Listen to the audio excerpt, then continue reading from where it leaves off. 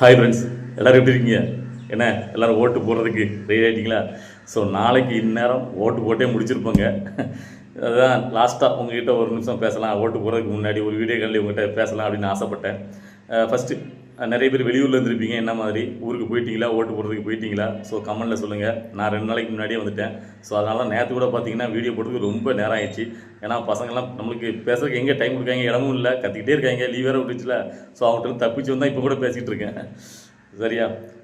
ஏன்னா இப்போது எதுக்கு நான் இன்றைக்கி ஒரு காணொலி போட நினச்சேன் கேட்டிங்கன்னா, இங்கே நிறைய ஒரு மேனிப்புலேட்டிங் பண்ணுற மாதிரி ஒரு விஷயம் நடந்துக்கிட்டே இருக்குது. தொடர்ச்சியாக நான் பார்த்துட்ருக்கேன். அதாவது நேற்று பிரச்சாரத்தோடய முடிச்சுட்டு வச்சுருக்கலாம், இன்றைக்கி உட்காந்துக்கிட்டு அவ்வளோ வெறும். அதாவது உங்களுக்கு தெரியும், இந்நேரம் டிஎம்கே சைட்லேருந்து நீங்கள் வீடியோ பார்த்துருக்க ஒவ்வொருத்தர் வீட்டுக்கும் பக்கா வந்து சேர்ந்துருக்கும். ஏடிஎம்கே பிஜேபி கூட்டிலேருந்து வந்து சேர்ந்துருக்கும். இந்த மாதிரி காலங்காலமாக கொடுத்து இந்த ஓட்டுகளை வாங்கிட்டு ஒரு அரசியலில் பண்ணிகிட்ருக்காங்க. அந்த அரசியல் தேவையா அப்படிங்கிறத சிந்திச்சு பாருங்கள். அதாவது இவங்க எல்லோரும் மேனிப்புலேட்டிங் என்ன பண்ணுறாங்க கேட்டிங்கன்னா, அந்த காசு கொடுக்குறது மட்டும் இல்லை, இவங்க என்ன சொல்கிறது என்ன கேட்டிங்கன்னா, இவங்க எங்கே காசை வாங்கிட்டு டிவிக்கு ஓட்டு போட்டுருவாங்களோ. ஏன்னா விஜய் வேறு வந்து சொல்லிட்டார்ல, காசு யார் கொடுத்தாலும் வாங்கிடுங்க, ஆனால் ஓட்டை வந்து விசிலுக்கு போடுங்க சொன்னதுனால இவங்களுக்கு ஒரு பயம் இருக்குது. ஸோ இவங்க வந்து நம்மகிட்ட காசை வாங்கிட்டு விசிலுக்கு போட்டுறக்கூடாது இருக்காண்டி சில இடங்களில் உட்காந்துட்டு அப்படியே மூல செலவு பண்ணுறாங்க. அதாவது நீங்கள் போடுற ஓட்டு வேஸ்ட்டாக போயிருங்க, அவர் நடிகருங்க, அவர் ஒன்றுமே தெரியாதுங்க, அவருக்கு போடுற ஓட்டு பிஜேபிக்கு போடுற ஓட்டுங்க, யாரே டிஎம்கே சைடில் உள்ளவங்க, பிஜேபி சைடில் அவங்களுக்கு போடுற ஓட்டு டிஎம்கே போடுற ஓட்டுங்க, அவர் டிஎம்கேட பி டீம் சொல்கிறான். ஸோ இப்படி உட்காந்துக்கிட்டு அவருக்கெல்லாம் ஜெயிக்க மாட்டாருங்க, அப்படி இருக்குங்க, அவர் ஓட்டை பிரிக்க வந்திருக்காருங்க, அவருக்கு ஓட்டை போட்டு தேவையில்லாமல் வேஸ்ட் ஆகிக்கிறீங்க அப்படின்னு ஒரு குரூப். ஸோ இப்படி முக்கால்வாசி பேர் உட்காந்துட்டு நிறைய மூலச்செலவுகள் பண்ணிட்டு இருக்காங்க, மேனிப்புலேட்டிங் பண்ணிட்டு இருக்காங்க. ஸோ அதனால் இந்த வீடியோ பார்க்குறவங்க ரொம்ப சிந்திச்சு நீங்கள் ஓட்டு போடுவீங்கன்னு நம்புகிறேன். ஏன்னா நீங்கள் யாருக்கு ஓட்டு போடுவீங்கன்னு நேரத்தை ஃபிக்ஸ் பண்ணியிருப்பீங்க. இப்போ எல்லாருமே நம்ம ஓட்டு போடுறது யாருக்கு இந்த தடவை ஓட்டு போடுங்கிறத மைண்டில் ஃபிக்ஸ் ஆகிருக்கும். அது வந்து கடைசி நேரத்துலாம் சேஞ்ச் ஆக போகிறது கிடையாது.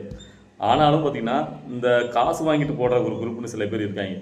அவங்க வந்து பார்த்திங்கன்னா காசை வாங்கிக்கிட்டோம் அப்படிங்கிறதுல இந்த இப்போ சில கட்சிக்கார ஒரு இடத்துல கொடுத்துருப்போம், ஒரு இடத்துல கொடுக்காம இருப்பான். ஸோ அவன் கொடுக்காம போயிட்டாங்க, அவனுக்கே மனுஷன் ஓட்டு போடுவான். கொடுத்தவன் தானே ஓட்டு போடணும், இவன் தான் நம்மளுக்கு தேடி வந்து கொடுத்தான், அந்த பையன் நம்ம ஓட்டு போடுறோம் அப்படிலாம் சில பேர் இருப்பீங்க.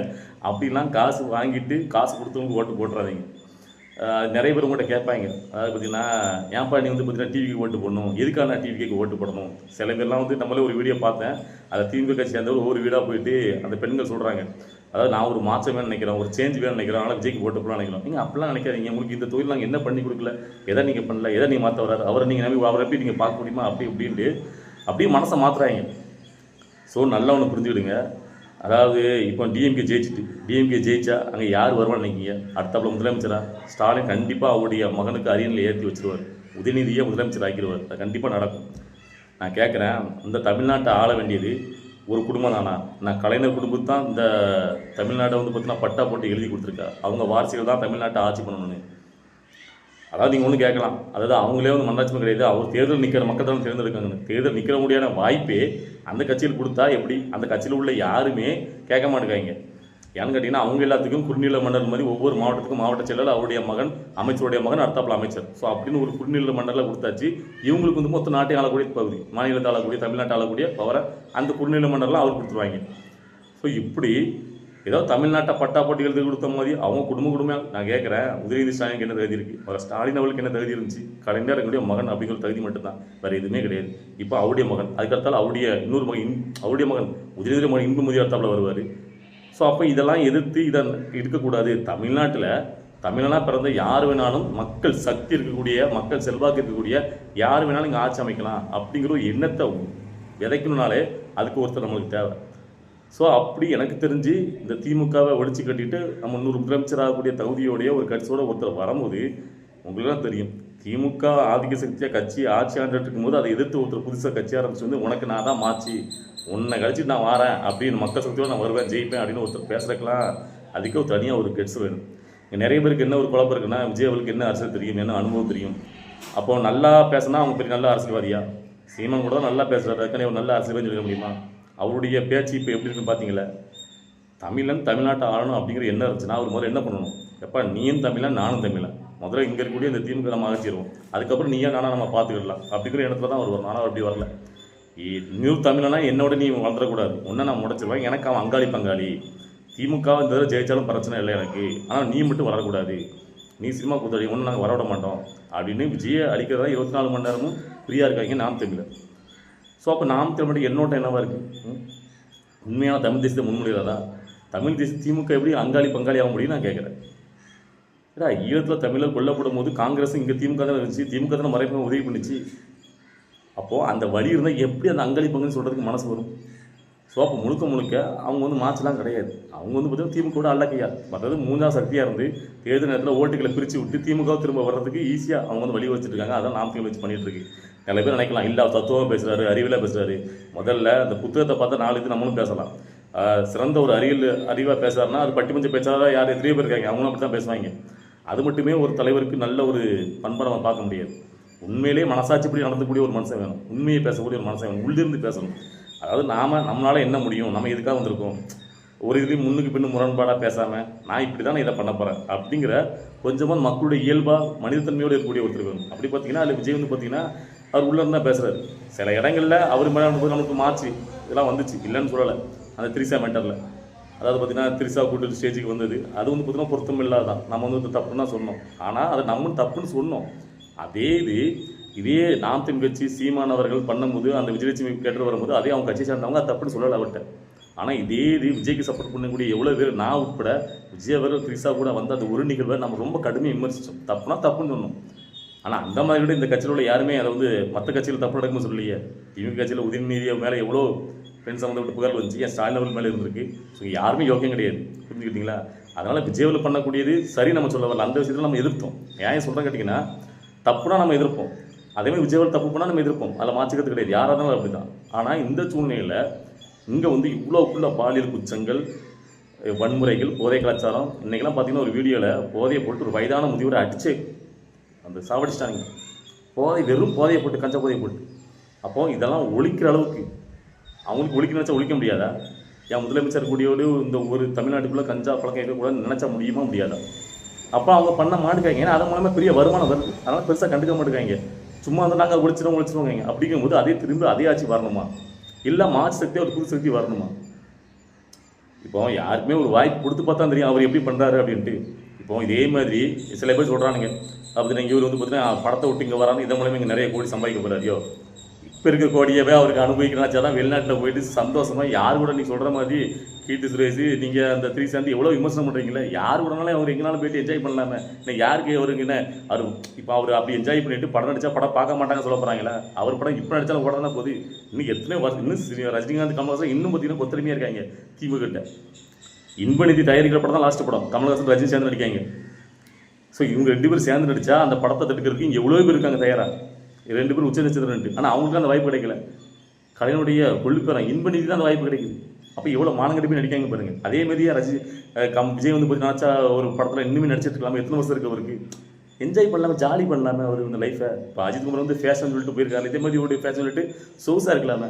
அரசியலுங்கிறது சொகுசாக இருக்க வேண்டிய விஷயமா? அரசியல் வந்து எவ்வளோ பிரச்சனைகள் வரும், எவ்வளோ இடர்பாடு கொடுப்பாங்க, எவ்வளோ எதிரிகள் வருவாங்க, எவ்வளோ நம்பிக்கை பண்ணுவாங்க, எப்படிலாம் அவர் வந்து கலங்கம். அப்போ அதெல்லாம் தெரிஞ்சான ஒரு மனுஷன் வராரு.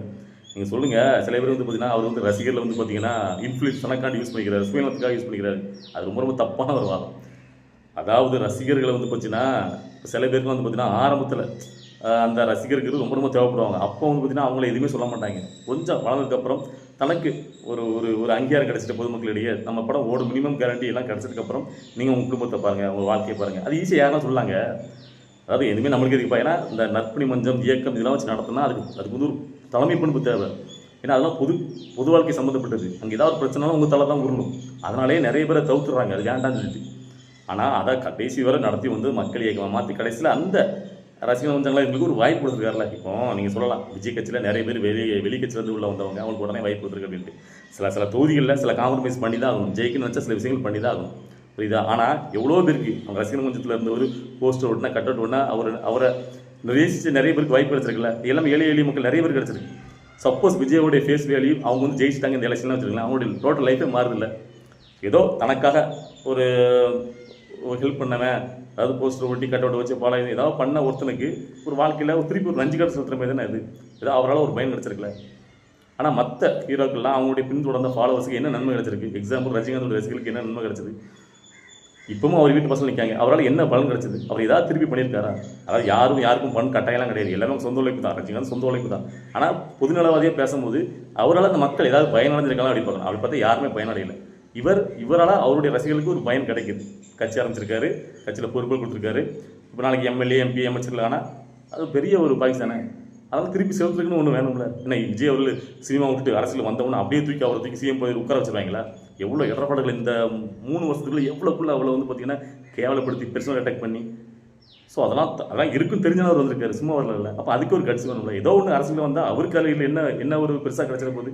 அந்த முதல்வர் பதவிங்கிற ஒன்று இருக்கும் எல்லாருக்கும். ஆனால் அந்த முதல்வர் பதவி ஈஸியெல்லாம் கிடச்சிது. அதுக்கு எவ்வளோ அவர் வந்து பார்த்தீங்கன்னா மைண்ட் அளவில் அவர் வந்து பார்த்தீங்கன்னா எல்லாத்தையும் சாக்ரிஃபைஸ் பண்ண வேண்டியிருக்கு, எவ்வளோ பிரச்சனை சமாளிக்க வேண்டியது இருக்குது. போராட்டம் பண்ணல முதல்ல. சினிமாவில் அப்படி கிடையாது, டேக் ஆக்ஷன்னா அவர் அடிச்சுட்டு போயிடலாம். இங்கே அப்படி கிடையாது, ஒவ்வொரு நிமிஷமும் போராட்டம். எவ்வளோ எல்லாருடைய இப்போ எல்லாரும் ஒட்டுமொத்த வந்து விஜய் வந்து விமர்சிக்காங்க. ஸோ எல்லாத்தையும் அவர் வந்து தாங்கிட்டு வரணும்னா ஏதோ ஒன்று இருக்குல்ல அவர்கிட்ட, ஒரு அரசியல் பண்ணணுங்கிறது. அவர் முதலமைச்சராகி பண்ணால் தான் எல்லாம் பண்ண முடியும். அதாவது எல்லாருடைய பொதுநலத்துலேயும் ஒரு சுயநலம் இருக்கும். அது இல்லை நான் சொல்லவே இல்லை. அந்த சுயநலம் எந்த அளவில் இருக்குங்கிறத நம்ம பார்க்கணும். இப்போ விஜய் அவர்களும் மக்கள் நல்லது பண்ணி தான் வந்திருக்காரு. ஆனால் அதில் வந்து அவர் பொதுநலம் தான். அதில் சுயநலம் என்ன கேட்டிங்கன்னா அவர் முதலமைச்சராகி பண்ணணுங்கிறது. புரியுதில்லை? அப்போது அந்த அரசியலுங்கிறத சூஸ் பண்ணுறதே பெரிய விஷயம் நான் சொல்கிறேன்.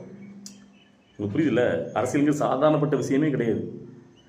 ஆனால் அதை வந்து சூஸ் பண்ணி அவ்வளோக்குள்ள புகழ் உச்சத்தில் இருக்கிற மனுஷன், பணம் சம்பாதிச்சு கோடி கோடியை கையில் வச்சுக்க மனுஷன் அதை விட்டுட்டு வர்றதுங்கிறது பெரிய விஷயம்.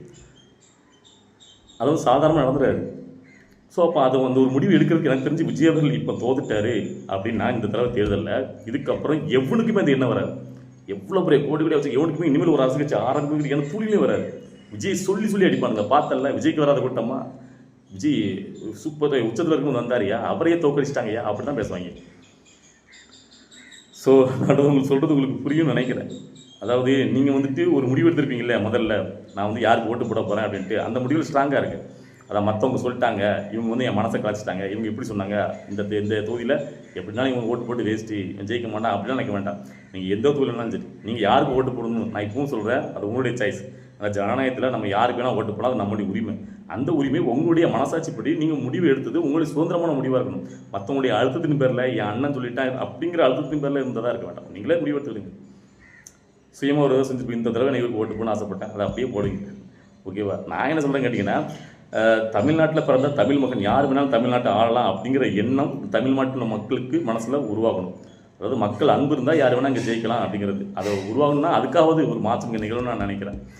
இல்லை தமிழ்நாட்டை இவங்க குடும்பம் தான் அவங்க குடும்பம் தான் சரின்னு முரட்டு மட்டும் கொடுக்காங்களே, அந்த மாதிரி ஆயிடக்கூடாது. ஏன்னா இங்கே வந்து நிறைய பேர்களுக்கு என்ன திரும்ப ஆசையாக இருக்குது, விஜய் இந்த அரசியலில் தோற்று போயிடணும் அப்படிங்கிற எண்ணம் நிறைய. இந்த அரசியலில் வந்து தோற்று போன இந்த சினிமாவில் விஜய்க்கு முன்னாடி வந்தவங்க எல்லாருக்குமே அந்த எண்ணம் இருக்குது. நம்மளே தோற்று போயிட்டோம், இந்த விஜய் எப்படி ஜெயிக்கலாம் அப்படிங்கிற காழ்ப்புணர்ச்சிலே இன்றைக்கி நான் கமலஹாசன் ஸ்பீச்சை நான் பார்க்குறேன், சத்யராஜோட ஸ்பீச்சு, சரத்குமார் ஸ்பீச்சு, தொடர்ந்து சொல்லிக்கிட்டே போகலாம். எல்லாரும் விஜய் மேலே வன்மத்தில் இருக்காங்க. ஆனால் அந்த மனுஷன் இவ்வளோக்குள்ள கான்ஃபிடன்ட் நிற்காரு. யாரால் நிற்காரு? இவ்வளோ தெரிஞ்ச இந்த அரசியல் வந்தவர். அவங்க அப்பா சொல்கிறார், இன்னைக்கு நான் முத நாளே சொன்னேன், அவர் என்கிட்ட அரசியலில் போகும்போது சொல்லும் போது, எப்பா திமுக ஆட்சி ஆண்டுட்டு இருக்கு, நீ போனால் என்னென்ன பண்ணுவாங்க தெரியுமில்ல, எந்த எஸ்டிக்கு வேணும் போவாங்க. இதுக்கு முன்னாடி அவரால் எவ்வளோ பேர் விழுந்துருக்காங்க பார்த்து லிஸ்ட் எடுத்து போட்டேன், அதுக்கப்புறமா நான் ஃபேஸ் பண்ணுறப்பா அப்படி சொல்லியிருக்காருன்னு இன்னும் ஃபேஸ் பண்ணிட்டு இருக்காரு. அப்போ அந்த தைரியம் அவருக்கு எப்படி வச்சுன்னு கேட்டிங்கன்னா, இந்த மக்களுடைய அன்பு, நம்மளுக்கு இவ்வளோ கோடி மக்கள் ஆதரவு இருக்காங்க, நம்மளால் முடியும் அப்படி வந்திருக்காரு. அவருடைய நம்பிக்கை ஜெயிக்குமா தோக்குமா அப்படிங்கிறதா மெயின் நாளில் தெரியும். கடைசியாக ஒன்று, அதாவது இப்போ விஜய் தோற்று போயிட்டார் அப்படின்னா அது விஜய்க்கு நட்டம்லாம் கிடையாது, அவருக்கு ஒரு பிரச்சனையும் கிடையாது. திரும்பியும் பார்த்தீங்கன்னா இப்போ இந்த ஜனநாயகம் படத்தை நாசம் பண்ணிட்டாங்க, ஒரு படத்தை நடிச்சுக்கிட்டு அவர் பாட்டை போய் படம் நடிக்க போயிடுவார். அவருக்கு என்ன லாஸ் இருக்குங்க? ஒன்றும் கிடையாது. ஆனால் அந்த மக்களுக்கு இனிமேல் வந்து பார்த்திங்கன்னா புதுசாக ஒருத்தர் வருவார். அதாவது சில பேருக்கு சொல்லலாம், நடிகனுக்குலாம் நாடாள விடலாம், கேரளாவில் பார்த்தீங்களா, அங்கே பார்த்தீங்களா, அவங்களாம் படமாக மட்டும் தான் பார்ப்பாங்க அப்படின்ட்டு. நல்லா ஒன்று புரிஞ்சுக்கிடுங்கய்யா. இங்கே வந்து கம்யூனிஸ்ட் மாதிரி சித்தாந்தம் பேசி அதெல்லாம் முன்னோடி காலத்தில் இருந்துச்சு. அவங்களே இப்போ வந்து பார்த்திங்கன்னா திமுகட்ட வேலை போயிட்டுருக்காங்க.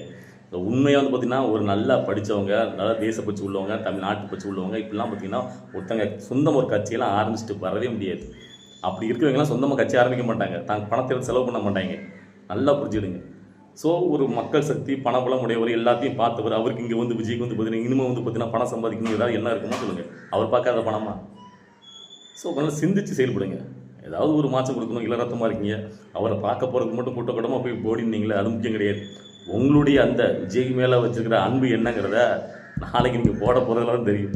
உங்களுடைய அன்பெல்லாம் எந்த லட்சத்தில் அப்படின்ட்டு.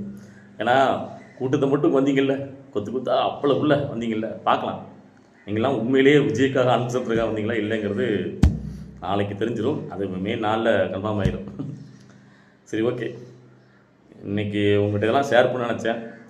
இல்லை ஏதாவது உங்களுக்கு ஏதாவது திருப்பி சொல்லணும், இல்லை எல்லாருக்கும் நான் எதாவது சொல்லணும்னு நினைக்கிறேன்னா உங்கள் வீடியோ மூலமாக அப்படின்னாலும் சரி, உங்களுடைய கருத்துக்களை கமெண்ட்டில் பதிவு பண்ணுங்கள். நாளைக்கு நான் ஓட்டு போட்டுட்டு திரும்ப உங்கள்கிட்ட பேசுகிறேன். ஓகேவா? பாய்.